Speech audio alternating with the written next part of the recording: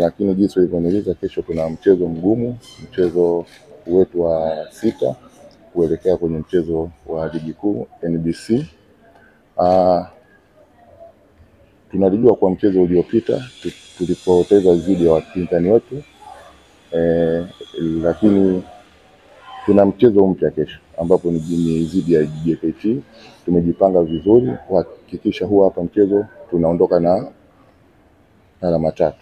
Yaani unajua ni mchezo wa boli, ni mchezo wa makosa, na ile pale game sisi hatuhesabu tena, ndio imeshapita. Kwa sisi ni akili zetu kwa muda huu tumeweka kwenye game yetu ni ya kesho dhidi ya JKT.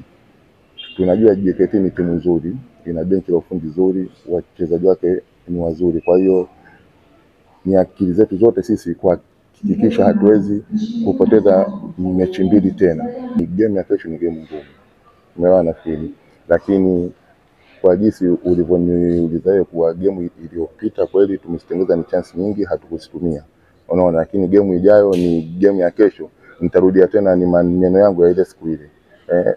Tumeshalifanyia kazi jana na leo, na uhakika wangu mkuu game ya kesho zile chance haturudi tena. Jambo la kwanza tunawaomba radhi kwa mechi iliyopita, ilikuwa ni mechi ya dabi, walitutoka mbali Mbeya na tulirost goli 2, lakini leo tunawalika tena. Hii timu ni yao, ni wananchi wa Mbeya waliokuepo Mbeya, waliokuepo Dar, sehemu yote, ni waje ni waishuhudie tena leo. Yani kwenye mechi ya kesho tumejipanga angalau kuwapoza ambapo ni machungu waliyopata kwenye game ni ya dabi. Tumeweza kujiandaa vizuri kuelekea mchezo wa kesho, kwa maana mchezo uliopita tayari umeshapita. So tuna focus na mchezo wa kesho, kutumaini tunaweza kuondoka na alama 3. Kikubwa kwanza niseme mwalimu ameweza ku manage psychology za wachezaji, kwa maana kuwarudisha kwenye morali zaidi, kwa maana kilichopita kimeshapita. Kwa hiyo kwa sasa wachezaji wako vizuri na wana morali ya kutosha. Tumeendelea kufanya mazoezi yale ambayo makosa ambayo tulifanya uwanjani mwalimu ameyafanyia vizuri.